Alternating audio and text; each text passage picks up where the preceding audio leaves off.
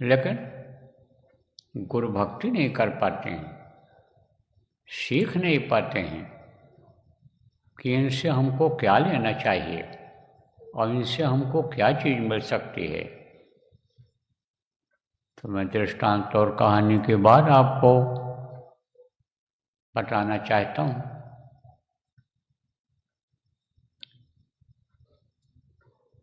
दिल्ली में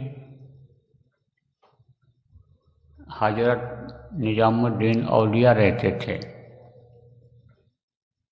इबादत करते थे। इबादत में तरक्की हो गई थी उनकी, रूहानी ग़िज़ा उनको मिल गया था, तो वो लोगों को देने लग गए थे, बांटने लग गए थे। ऊपर से हुक्म हो गया था कि अब तुम बांटो, इसको फैलाओ। उनके यहाँ लोग जाते थे तकरीर सुनने के लिए, उपदेश सुनने के लिए, सत्संग सुनने के लिए। प्रभावित हो जाते थे, असर पड़ जाता था, उनके अंदर इच्छा जग जाती थी कि हम भी नाम की कमाई करें, हम भी उस प्रभु के पास पहुँचें। हर तरह के लोग जाते हैं महात्माओं के पास, और जिनके दिल में सबके लिए जगह होती है, किसी जाति विशेष की बात नहीं रहती है, अपने कुल खानदान की बात नहीं रहती है, उनके पास सब जाते हैं। तो हर तरह के लोग जाते थे और हर तरह के लोग उनसे इल्म ले लिए थे, तरीका सीख लिए थे, इबादत का करते भी थे लोग। लेकिन सब उंगली एक तरह की नहीं होती है, सारी उंगलियां या पांचों उंगली एक तरह की नहीं होती है, एक छोटी एक बड़ी। तो ऐसे ही उनमें भी लोग थे। तो आप ये समझो कि उसमें पूरे एक आध लोग ही थे, बाकी स्कूल में जैसे बच्चे भर्ती होते हैं इस हिसाब से भर्ती थे। तो एक दिन बैठे हुए थे, तकरीर कर रहे थे, तो कहा भाई यही सब बता रहे थे, गुरु भक्ति बड़ी चीज़ होती है, पहले भी सुनाते रहते थे। तब उन्होंने कहा, पूछा लोगों से कि भाई बताओ आप लोग भगत कौन कौन लोग हो, भक्ति किस में ज़्यादा है? सब हाथ उठा दिए।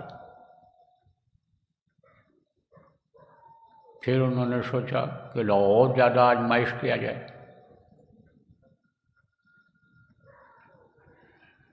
तो उन्होंने कहा कि ठीक है, भक्ति का मतलब होता है आदेश का पालन। तो जो आदेश दिया जाएगा उसका पालन करोगे सब लोग? बोले, दोनों हाथ उठा के बोले हाँ करेंगे। तो कहा जाता ना कि कहना आसान होता है, करना कठिन होता है।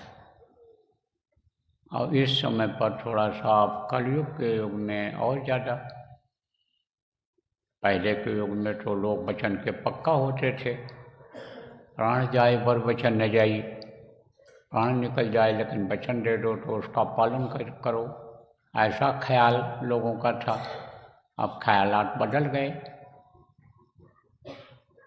तब निजामुद्दीन साहब ने कहा ठीक है, आप लोग यहीं रुको। तो गए थोड़ी देर में, अपने कमरे से बाहर निकले, बोले चलो आज घूमने चलते हैं बाजार।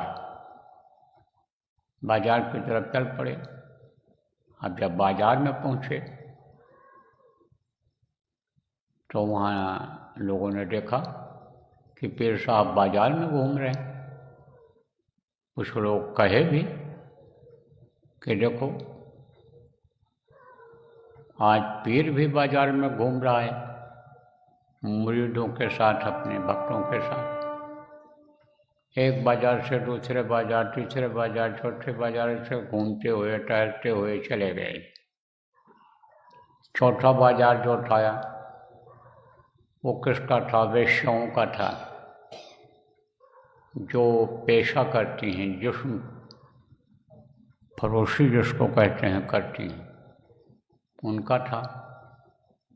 तो एक वेश्या के वहीं दरवाजे पर रुके और इन लोगों से कहा, देखो तुम लोग यहीं रहना और मुझे ऊपर कुछ काम है, अब मैं करके अब फिर आ जाऊंगा, तुम लोग घबराना मत, डरना मत, यहीं रहना। तो रुक गए सब लोग और फिर साहब पहुंच गए ऊपर।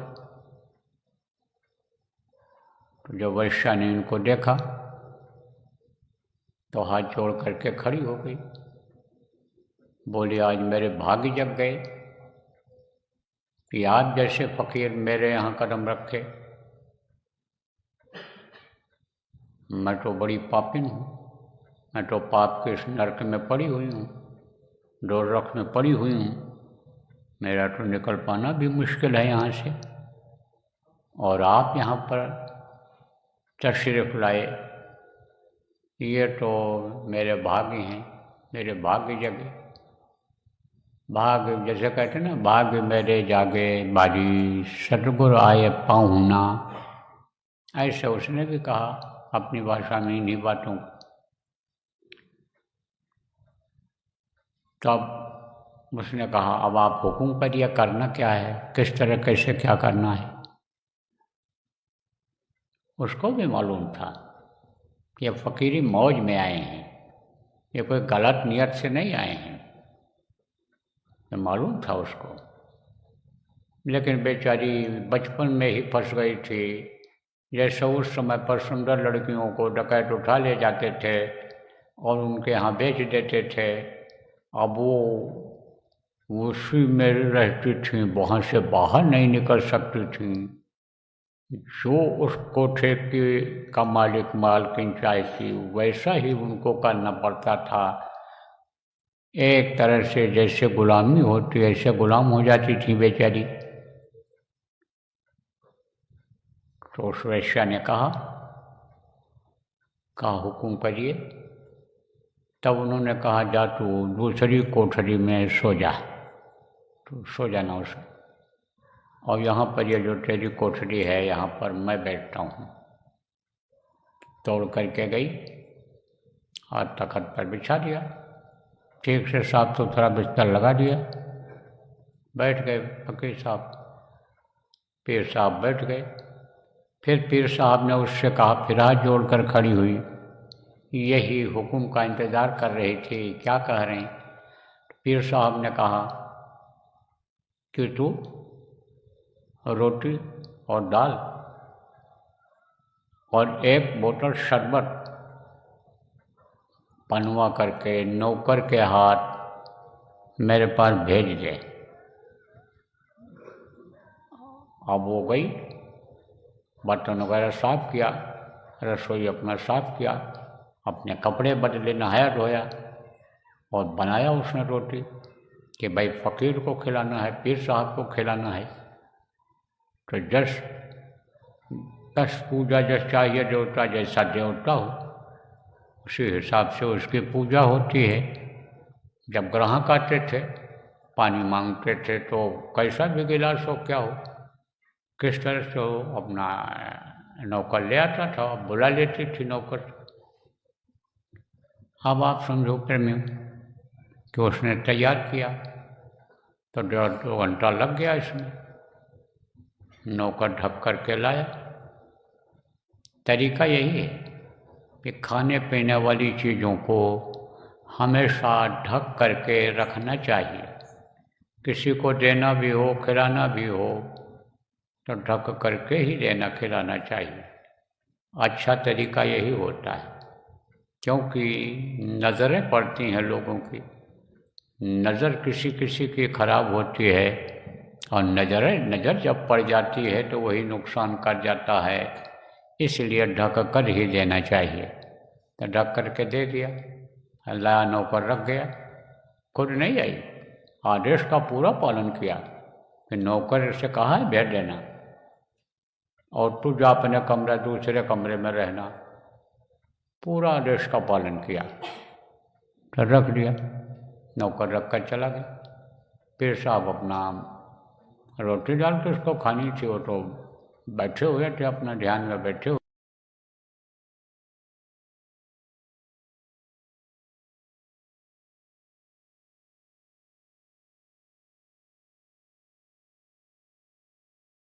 यह सोच बना कि भाई इतनी देर हो गई और पीर साहब नहीं उतरे, तो आखिर चलें देखें तो कि क्या हो रहा है ऊपर। अब आदेश का उल्लंघन करके एक आदमी गया और जैसे ऊपर चढ़ करके ऐसे देखा तो रोटी और कटोरी में दाल और वो शरबत की बोतल रखी हुई है। अरे हाथ पे हाथ मारा, कहा रे अब तो शराब कबाब चलेगा यहाँ सबाब। पीर साहब तो यानी यहाँ आ गए पीर की, यानी समझो कि ये करतूत देख लिया। कया लोगों से कहा भाई पीर की पीर गिरी गई, पीर तो हम मुर्ग मसल्लम खा रहे हैं, वहाँ शराब कबाब चल।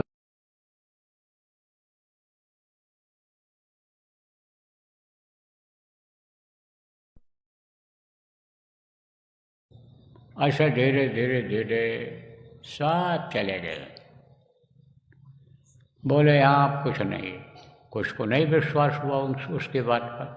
वो लोग भी गए देखे, पीर अपना बैठे हैं, आँख बंद किए हुए ऐसे नीचे सिर के ऐसे बैठे हैं कि जैसे दाल और रोटी को देख रहे हों, शराब को देख रहे हों। जो शरबत रखा है उसको लोगों ने शराब समझा। सब चले गए। जब पीर साहब उतरे नीचे, हजरत निजामुद्दीन साहब नीचे उतरे तो देखा एक आदमी खड़ा हुआ है। बोले तू क्यों नहीं गया रे? बाकी लोग बोले बाकी सब सरकार सब चले गए।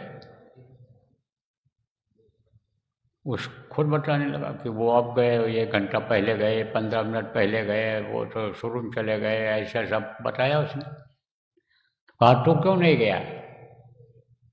बोला चला तो मैं भी जाता, लेकिन कहा गया है ना प्रेमियों कि जाऊं कहाँ तज चरण तुम्हारे, तुमको छोड़ करके कहाँ जाऊं। ऐसे उसने कहा कि आप के कदमों के चरणों के अलावा मेरे लिए दुनिया में जगह कहाँ है। मैं जाता तो कहाँ जाता, कहाँ ठिकाना लगता, कहाँ सुकून मिलता, शांति मिलती।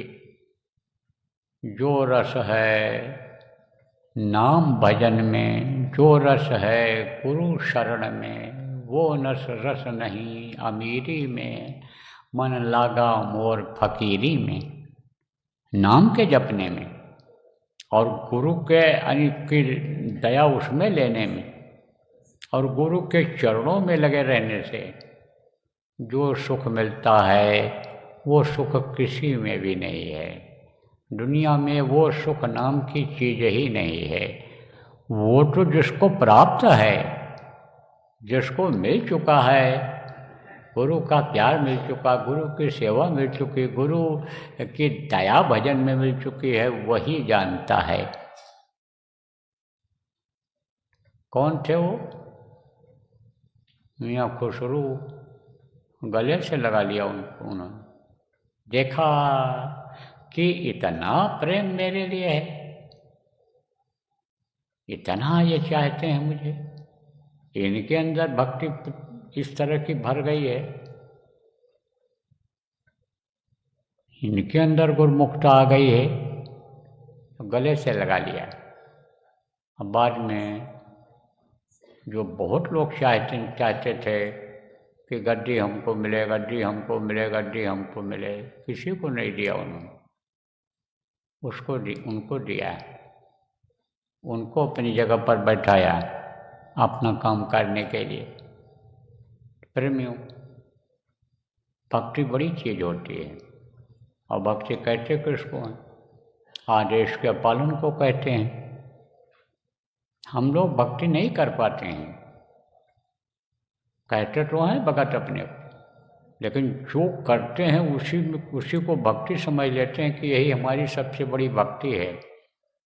और ये जब चीज़ मन में आ जाती है, या लोग तारीफ कर देते हैं, बहुत सेवा करते हैं, या तन से धन से मन से ऐसा वैसा सम्मान दे देते हैं, तो अहंकार आ जाता है। और अहंकार आ जाता है तो जो करते हैं वो भी छूट जाता है। क्योंकि अहंकार एक ऐसी अग्नि है कि जो सबको जला करके राख कर देती है। ये अग्नि भी अगर पड़ जाए उसमें तो जल करके जला देगी उसको। अहंकार ऐसी चीज है। तो प्रेमियों, समय समय पर ये दिखाने का वक्त मिलता है, समय मिलता है, यानी मौका मिलता है। ऐसे लोग वहाँ लगे रहते थे, लेकिन जब ऐसी परीक्षा वाली बात आई तब देखो सब भग गए। एक तो शुरू वहाँ खड़े रहे आदेश के पालन।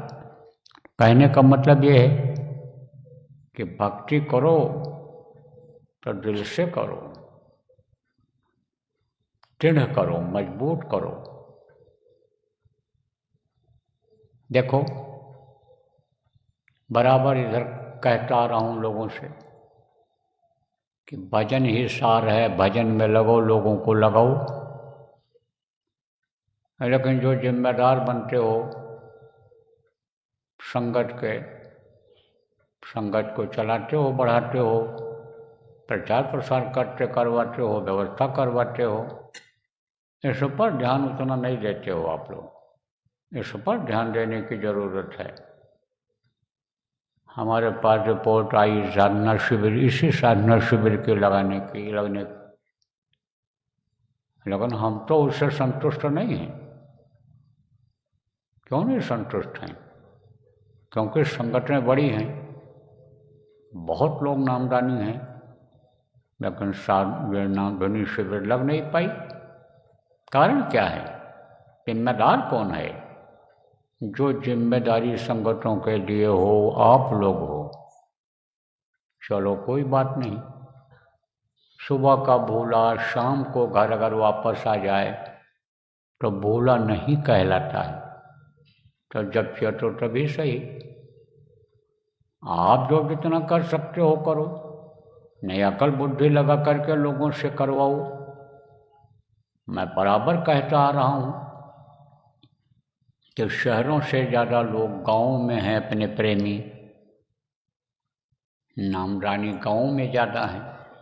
गांव से जुड़ो, गांव को वालों को जिम्मेदारी दो, उनकी बराबर मीटिंग करते रहो, उनके पास आते जाते रहो, लोगों को भेजते रहो, संदेशा पहुंचाते रहो। उनको जो आदेश मिलेगा आप किसी उस आदेश को बताओगे, जिम्मेदार लोग उसको वो मान लेंगे, क्योंकि आपको केंद्र ने मान्यता दे रखी है। इसलिए गांव स्तर से आप इस काम को करो और कराओ, नहीं तो यह सब मेहनत बेकार है। क्या फ़ायदा इससे? अपना निशाना तो यह है नहीं कि आदमी इकट्ठा करो और सम्मान लो, माला पहनो और जो है रैली निकालो, अपना प्रभाव दिखाओ। अपना काम में नहीं है। अपना काम क्या है?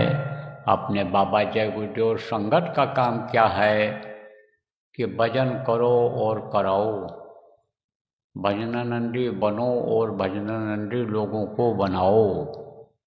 अब इसकी ज़रूरत है। बार बार कहता हूँ, समय खराब आ रहा है, और ख़राब समय जब आ जाएगा तो चाहे जिम्मेदार हो चाहे गैर जिम्मेदार हो, चाहे साधक हो चाहे नामदानी हो, सब के सब लोग खराब समय के असर में रहोगे। ऐसे समय नहीं रहेगा जैसा समय इस समय पर है। इस चीज़ को आप लोग जानते हो और अनुभव करते हो।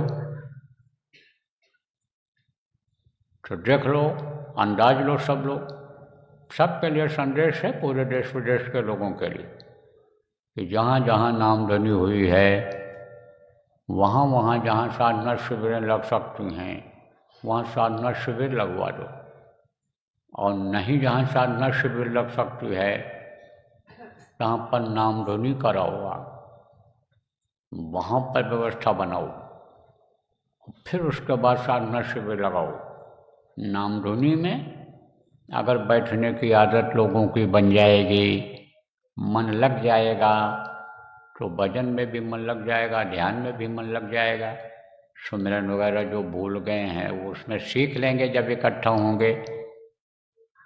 तो भजन के नाम पर तो बहुत से लोग बिचक जाते हैं, फिर 2 घंटा बैठाएंगे, चाहे ऐसे 2 घंटा बैठ करके गप मारते रहें, चाहे 3 घंटा बैठ करके पिक्चर देखते रहें, लेकिन भजन के नाम पर, ध्यान के नाम पर बिचक जाते।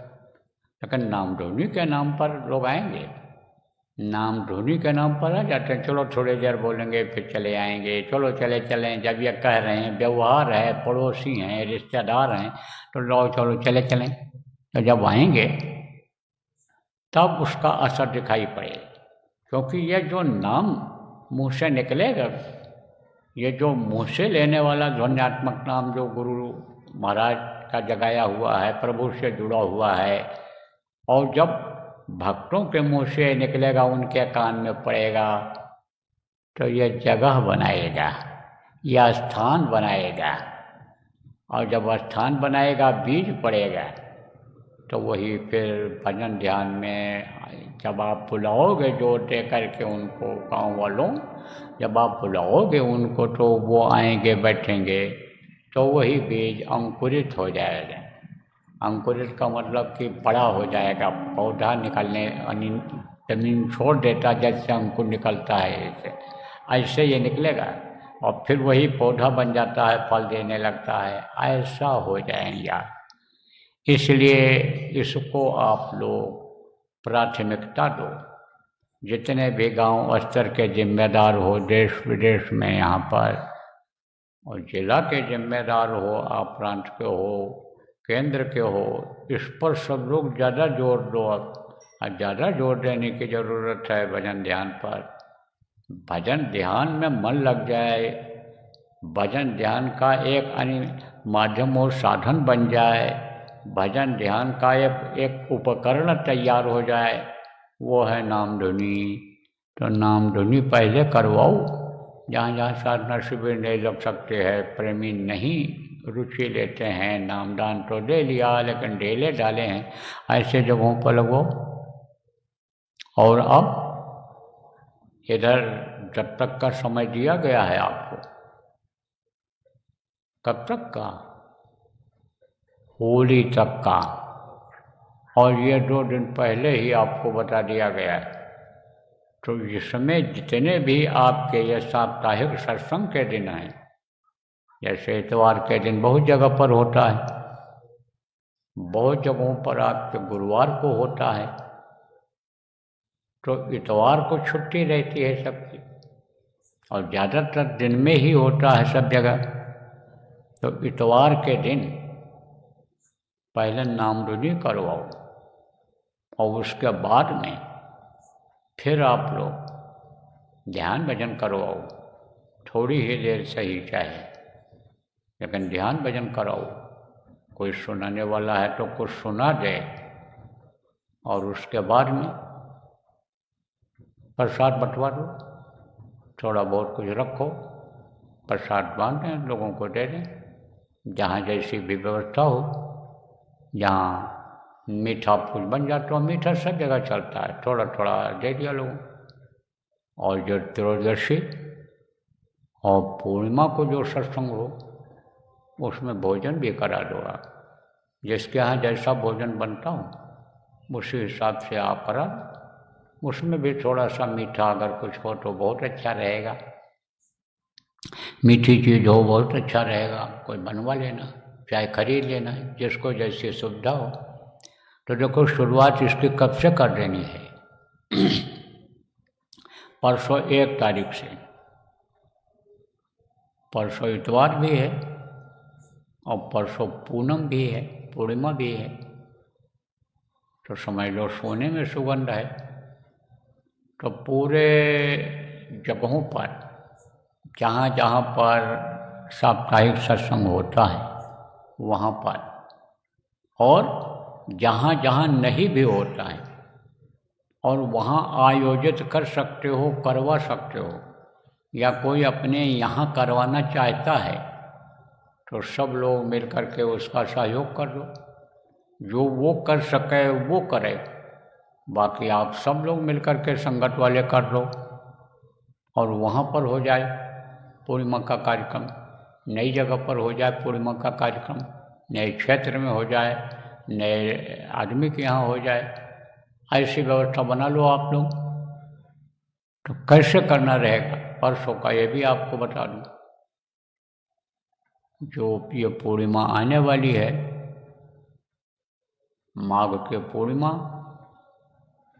परसों होगी, परसों जो आने वाली है, परसों सुबह 7:30 बजे से प्रार्थना चालू कर दो। पहले प्रार्थना बोलो, 2-3 जो भी बोलना हो बोलो, प्रार्थना बोलो। नए जगह पर कर रहे हो, नए लोग ज़्यादा हैं तो चेतावनी भी बोल दो वहाँ, और उसके बाद में नाम ध्वनि शुरू कर दो। 5 घंटे का रहेगा, 5 घंटा लगातार नाम ध्वनि होगी। ना कोई बैठ पाएगा, उठ के जाएगा, पानी पेशाब करके फिर आ जाएगा, बैठ जाएगा। कोई 5 घंटा बैठे बहुत अच्छा है, नया आदमी नहीं बैठ पाता है, थोड़ी ही देर बैठे। बुलाओ सबको, गांव में हो, गांव के लोगों को बुला लो, आसपास के लोगों को बुला लो, कहीं सार्वजनिक जगह हो तो आसपास के गांव वालों को सबको बुला लो। उसमें सब लोगों में मिलने जुलने वाले हों, आपके रिश्तेदार हों, व्यापारिक संबंध हो, नौकरी में साथ नौकरी करते हो, बुलाओ उनको, करो भाई आओ आप लोग थोड़ी देर यहाँ बोलो नाम ध्वनि, और फिर भंडारा खा के चले जाओ। तो लोग हमें बोलें 5 घंटा चलाओ, तो मान लो 8 बजे शुरू करते हो तो 1 बजे फिर ख़त्म कर दो, और थोड़ी देर 10 मिनट से ही ध्यान और भजन पर बैठा दो। और उसके बाद में कोई वक्ता है, सुनाने वाला है, अच्छा सुनाता है, सत्संग की बातों को बताता है, गुरु चर्चा करता है, भाव भक्ति बढ़ता है, मनुष्य शरीर के बारे में बताता है, तो उससे सुनवा दो। नहीं तो कोई सत्संग ये जो अपने किताबों में पत्रिकाओं में छपते हैं या रिकॉर्ड करते हो तो किताबों को पढ़ के सुना दो, या रिकॉर्डिंग थोड़ी देर के लिए सुना दो वहाँ पर सत्संग की, और उसके बाद में प्रसाद वितरण कर दो, भोजन प्रसाद खिला दो और सब लोग वापस चले जाएं। ऐसी व्यवस्था बनाओ आप लोग सब जगह। अब ये कैसे कम होगा? त्वरित गति जिसको कहते हैं, उससे जब संदेशा भेजोगे तो जितने भी IT वाले हो आप लोग, इसको अभी से शुरू कर दो संदेशा भेजना, कैसे भी किसी भी माध्यम से ऑनलाइन पहुंच जाए, टेलीफोन करके पहुंचा दो, और वो लोग जो जिम्मेदार लोग हैं वहाँ के क्षेत्रों के, वो लोग पांची दूत के द्वारा संदेशा भिजवा दें, तब ये हो पाएगा, नहीं तो संदेशा ही नहीं पहुंच पाएगा। इसलिए जिसको जैसे ये जो भी ये खबर मिल रही है आपको यूट्यूब के माध्यम से, ये जो इलेक्ट्रॉनिक सिस्टम यहाँ लगा हुआ है, इसके माध्यम से आप लोग तुरंत इस काम में लगो, तब बात बनेगी। तो परसों की पूर्णिमा हो जाएगी, उसके बाद में साधना शिविर लगेगी, उसके बारे में आपको कई बार बताया गया है, कैसे लगेगी, कहाँ लगेगी, किस तरह लगाना रहेगा। लेकिन उज्जैन के जो आप प्रेमी हो, जो आश्रम पर रहते हो, यहाँ 10 दिन की लगेगी, तो उसकी तैयारी आप लोग कर लो। तो हमको पता चला है कि काफ़ी लोगों के आने की सूचना यहाँ मिली है, तो उन लोगों को बता दो जिनकी सूचना आई है कि हम आ रहे हैं। उसमें हर तरह के लोग हैं, देवियाँ भी हैं, पुरुष भी हैं, तो उनको बता दो। छोटे बच्चे वाली देवियाँ नहीं आएंगी, औरतें नहीं आएंगी, और ज़्यादा जो वृद्ध हैं, बूढ़े हैं, वो नहीं आएंगे, बूढ़ी माताएं नहीं आएंगी। वो जहाँ वहाँ कहीं शिविर नज़दीक में लगेगी वहाँ चली जाएंगी, जहाँ तक जा सकते हैं वो लोग वहाँ चले जाएंगे। क्यों? क्योंकि यहाँ ठंडी पड़ रही है, और ठंडी में बीमारी हो जाए, बीमार हो जाए, खांसी खुर आने लगे, उनकी वजह से इस काम में बाधा आवे, तो वो ठीक नहीं रहेगा, उन्हीं के लिए ठीक नहीं रहेगा। ना भौतिक रूप से ठीक रहेगा, ना आध्यात्मिक रूप से ठीक रहेगा। इसलिए वो लोग जाएं जो लग करके करें। और यह भी बता दिया जाए लोगों को कि हाजिरी लगाने के हिसाब से साधना करने के लिए नहीं आएगी। क्या है, शाम को 4 घंटा बैठे, सवेरे फिर चले गए, बोले चलो चलते हैं वहाँ, एक दिन के लिए साधना कर आएंगे। अरे आओ, तो समय निकाल करके आओ और बैठो, कम से कम 3-4 दिन, 5 दिन तो बैठो लगातार। ना बैठ पाओ 10 दिन, ज़्यादा समय ले करके आओ, तभी कुछ बात बनेगी। नहीं फिर यह न सोचने और कहने को रह जाए कि वहाँ गुरु महाराज के स्थान पर, यहाँ के लिए महाराज जी कहते हैं कि यहाँ आध्यात्मिक शक्तियाँ आती हैं ऐसे अवसर पर, जब शिविर लगती है, साधना शिविर लगते हैं, बड़े कार्यक्रम होते हैं, जब उनको बुलाया जाता है, प्रार्थना किया जाता है, तो वो आते हैं। तो ऐसी जगहों पर मैं गया और साधना किया, कोई आध्यात्मिक लाभ नहीं मिला, कुछ नहीं दिखाई सुनाई पड़ रहा है, कुछ नहीं। यह न कहने को रह जाए, लग के जब करोगे तब दया का अनुभव करोगे आप। तो प्रेमियों, समय निकला जा रहा है और आपका अभी ध्यान भजन का समय भी हो रहा है, और भी अभी आपको काम करना है यहाँ। इसलिए जो मोटी बातें थीं वो मैंने आपको बता दिया। और सुबह अब यहाँ से कोई सत्संग नहीं हो पाएगा। ये तो लघु सत्संग था, सुना दिया, लेकिन न लघु हो पाएगा न बड़ा हो पाएगा, क्योंकि तैयारी करूँगा। मुझे भी जल्दी जाना है। कहाँ जाना है? आगर मालवा।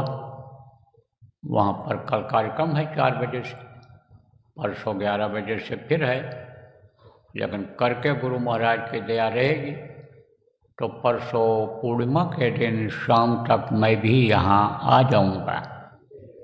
गुरु महाराज के नाम के इस स्थान तक मेरी भी हाजिरी पूर्णिमा को लग जाएगी। और फिर उसके बाद 2 तारीख को सुबह फिर शुरुआत करने का समय आ जाएगा साधना शिविर का। तो जैसे चल रहा है सुबह शाम का, ऐसा दोनों टाइम चलता रहेगा। और आप आश्रमवासी तैयारी कर लो, दो तैयारी कर लो। एक तो साधना शिविर की तैयारी कर लो, पूरी कर लो। दूसरा परसों जो पूर्णिमा होगी उसकी जो आप करते हो उस हिसाब से तैयारी कर लो। तो बोलो जय गुरुदेव, जय गुरुदेव, जय गुरुदेव नाम किसका, जय गुरुदेव नाम किसका, प्रभु का पावन नाम, प्रभु का पावन नाम, जय गुरुदेव।